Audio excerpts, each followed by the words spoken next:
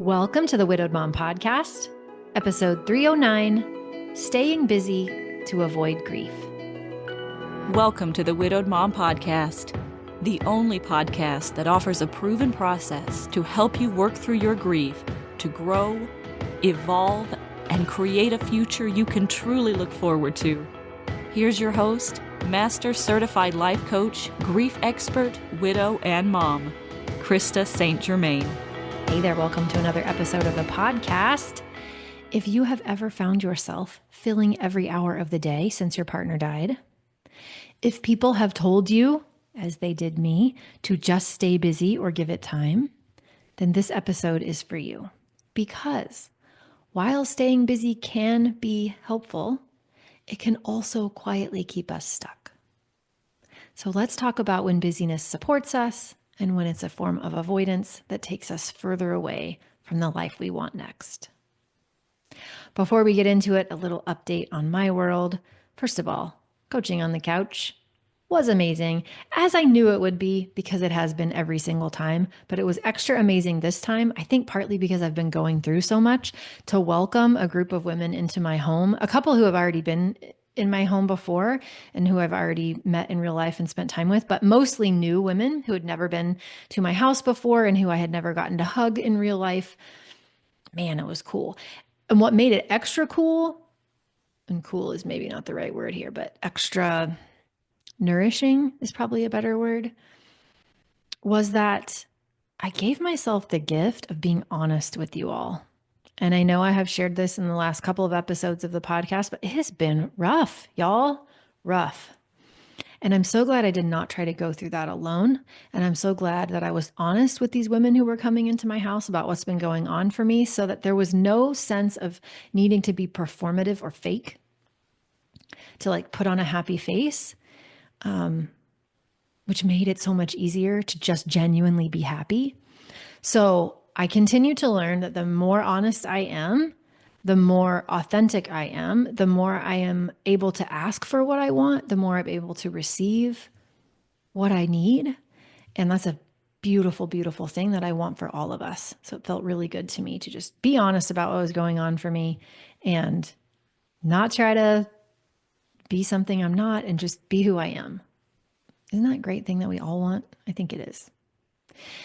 If you are counting, because some of you have been joking with me about this, I am now up to 142 bags of mulch in my yard this year, all on sale. Thank you, Home Depot. I actually bought 180 bags. I still have 30 bags I haven't picked up, and I have 8 bags in my car that I haven't put on the yard. But here's what I will say. My yard needed mulch more than I thought it did. Secondly, and more importantly, it feels good to get out there and do something physical. Yes, I could pay to have somebody do that work, but man, it felt good to just schlep those bags of mulch around and put them in a wheelbarrow and get them out there. And it also looked better. It's just rewarding to see. So anyway, I'm going to finish the ones that I have, probably go pick up some of the rest of the ones, and then I'll be done with that. Then I can start flowers because the good weather is here. Easter was also amazing. That was yesterday. I'm recording this on a Monday. Usually I have a little more padding in my schedule, but Easter was amazing. Pretty much my whole family, at least the ones that live here in Wichita, were there, and everybody's healthy. My dad brought his new puppy, which was super fun. My daughter's in town. My ex even came, my first husband and his wife. I invited them and they brought her kids. And so I think all in all, between my youngest's partner, my daughter's friend, all the teenagers that we had 8 teenagers / young adults. So much energy and laughter and giggles. Big indoor Easter egg hunt because it was raining, and a scavenger hunt and a puzzle race that my stepmom put together, and just massive food. My daughter helped me cook. It felt really good. It was a lot of work, but it felt really, really good. So that's what's been going on in my world. A different kind of busyness. But let's talk about the kind of busyness that you might be a little worried about. If you're listening to this episode, it might be something that's on your mind. A lot of us are told some pretty distinct messages after loss. I remember hearing this at Hugo's memorial service, which was stay busy. Just stay busy, dear.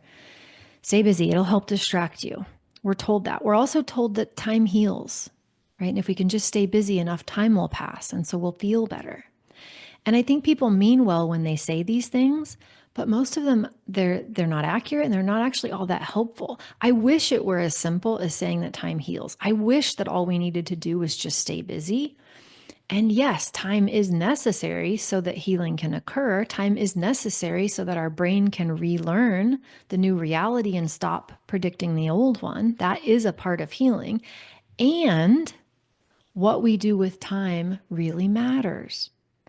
And so while busyness might distract us from an intense emotional experience that we're not really particularly looking forward to, right? It might distract us from that pain in the short term. It can also really disconnect us from ourselves in the long term. It can cause an emotional buildup that can become problematic. You can truly stay busy for years and still feel stuck emotionally. So that's why it can be problematic, right? And so much compassion for us growing up in a culture that values productivity and simultaneously is terrible at grief and feelings. Both of these things are problematic. So it makes a lot of sense that if we've been taught that staying busy and accomplishing is a good thing, and we've been not really taught how to feel comfortable feeling the feelings of grief, and people don't want to talk about it because they're uncomfortable with our feelings, then we can kind of understand why we might turn to busyness and why busyness might feel so good. And after a loss that's so big, we're doing everything we can to try to take care of ourselves. We're doing the best we can with what we know. So I don't want you to hear this and think I'm trying to shame you. I don't want you to shame yourself. I don't want you to blame yourself. I hope that this doesn't come with any sort of right, wrong, good, bad, inferior, superior stuff. That's not what this is. That's not what this is. Staying busy can feel like a way to stay in control. It can feel like a way to make things more predictable at a time when we feel out of control and everything feels unpredictable. It's a coping mechanism. Staying busy can be very familiar. It can be something that we get praised for. So I don't want you to hear that it's wrong. I don't want you to hear that you should feel badly for it. I want you to know that if you've reached the point where it's keeping you from feeling what needs to be felt, and it's keeping you from building the next chapter of life that you actually want, that you can love, that it's a pattern we can change. And you might be onto yourself. First of all, if you're listening to this episode of the podcast, you might be onto yourself. But if you notice yourself maybe overcommitting. And it's not overcommitting to things that are not values aligned necessarily. It's often overcommitting to things that are quite aligned. It's maybe things that you might really want to do. Volunteer projects, extra projects at work. You picked up a part-time job and it's not because you need the money. Right? If you notice yourself overcommitting to kind of fill up your calendar, be curious about that. If you notice yourself starting to worry about what will happen when you have empty time on your calendar, when you don't have something planned, be curious about that. If even when you don't have things on your calendar, you are looking to distract yourself from yourself, maybe you're using social media, maybe you are using television.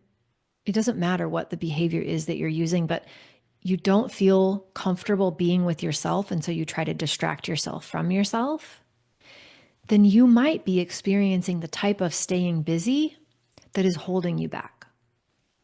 And so I want to take this opportunity to say, you're doing the best job you can with what you know. You're a human on the planet doing her best job to survive. There's nothing wrong with you. You are not broken.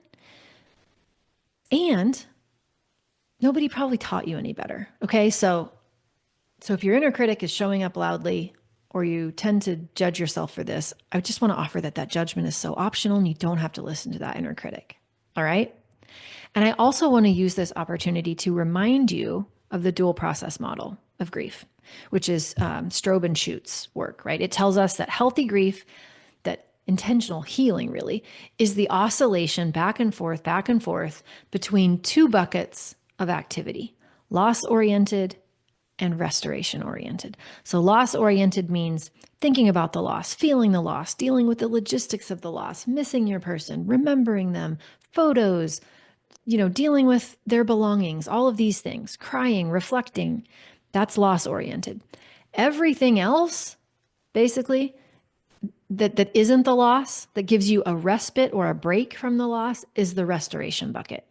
That's just like doing life. That's going to work. That's thinking about your future. That's getting out there and, having a laugh with friends. It's gardening, it's hobbies, it's Netflix binges, it's distraction. Okay. So we have loss oriented, we have restoration oriented, and dual process model says healing is found in the intentional oscillation back and forth, back and forth. The problem isn't only loss oriented. The problem isn't only restoration oriented, right? It's not that one of these are better or worse than another. The problem is when we don't have any balance. The problem is when we are only in one or the other. We have too much of one or the other and no intentional back and forth. And when we're staying busy, it's very possible that we are primarily in that restoration oriented. And we don't give ourselves the opportunity to go back and forth into the loss oriented. Are you seeing here? Right? We want to feel a little bit about it, think a little bit about it, take a break. Deal with it a little bit, feel about it a little bit, take a break. That's what dual process model says. It doesn't say that anything is wrong or right. It says both and. So if this sounds like you, I want you to ask yourself a couple of questions just to kind of check in. Is your busyness coming from care and compassion? Or is it coming from fear and avoidance? And if it's coming from fear and avoidance, how can we make it feel a little more safe for you to feel? Because if you weren't shown how to feel feelings, if nobody taught you how to regulate a dysregulated nervous system, to literally create safety in your body, then isn't it no wonder that it feels unsafe to feel feelings?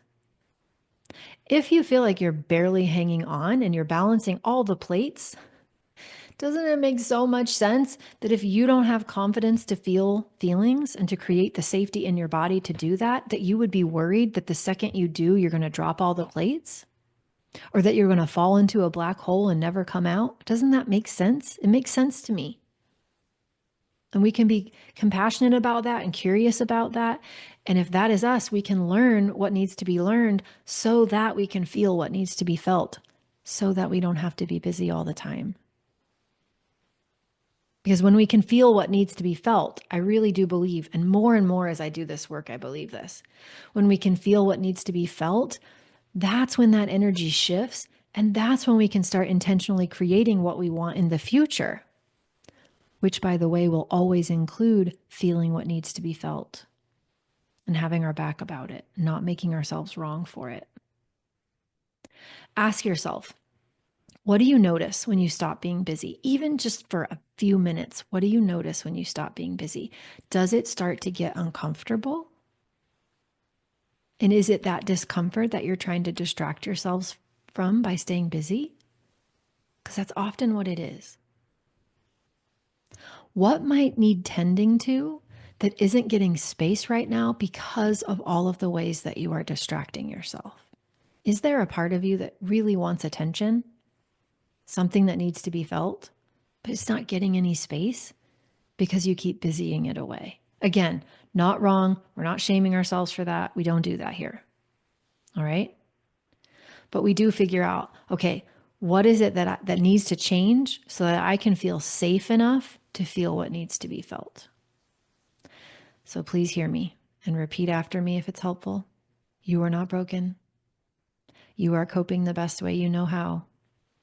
It is okay to slow down, especially when we live in a world that says it's not okay to slow down, especially when we live in a world that says slowing down makes you lazy and lazy makes you worthless. None of that is true. Your worth is fully intact. How much you produce has nothing to do with what you are worth. And if you are like many of us and you were not taught how to use tools to create safety in your nervous system, body-based tools to help you feel safe enough to feel your feelings, you are not alone. And those are skills that can be learned. You can learn them from me. I am not the only place. I think I do a pretty good job, but I am not the only place. What matters is that you decide, I am going to learn those skills so that I can feel safe enough to be in my body, so that little by little, in amounts that I choose, only when I feel safe, I can start to let myself feel, so that this energy can move through me. And it doesn't have to be a heavy weight or a burden that I am dragging around and distracting myself from. That is not what I want for you. That is not what you deserve. You deserve so much more than that. Okay? These are things I teach in all of my programs, of course. All right? Tapping. Y'all know how I feel about tapping. Such a brilliant way to create safety in your nervous system so that you can gradually start to feel more confident about feeling feelings, so that you can let that energy shift and move. There are many other ways to do it as well. You can go to coachingwithkrista.com and click on the Work With Me tab, learn all about the programs that I offer. And also remember, if there's ever anything that I'm telling you I've talked about on the podcast and you don't know what episode I'm talking about, go to coachingwithkrista.com, click on the podcast tab and use that search feature. You can search by keyword and it will take you right to podcast episodes that have similar subjects, because here we are at episode 309. It's a lot of podcasts. I get it. Okay? That's what I have for you this week. You don't need to stay busy to be okay. It's okay if that's what you've been using to be okay, but let's let that be temporary. Let's let that be a coping mechanism that you've been using, but it's not the only coping mechanism that you start using. You deserve more than distraction. You deserve space to feel, safety to feel, tools that actually help you. Okay? You deserve all of those things. Please do not only wait for time to heal. You are worth more than that. Okay. Remember, I love you. You've got this. Take care, and I'll see you next week. Bye-bye. If you like what you've been hearing on this podcast and want to create a future you can truly get excited about even after the loss of your spouse, I invite you to join my Mom Goes On coaching program. It's small group coaching just for widowed moms like you, where I'll help you figure out what's holding you back and give you the tools and support you need so you can move forward with confidence. Please don't settle for a new normal that's less than what you deserve. Go to coachingwithkrista.com and click Work With Me for details and next steps. I can't wait to meet you.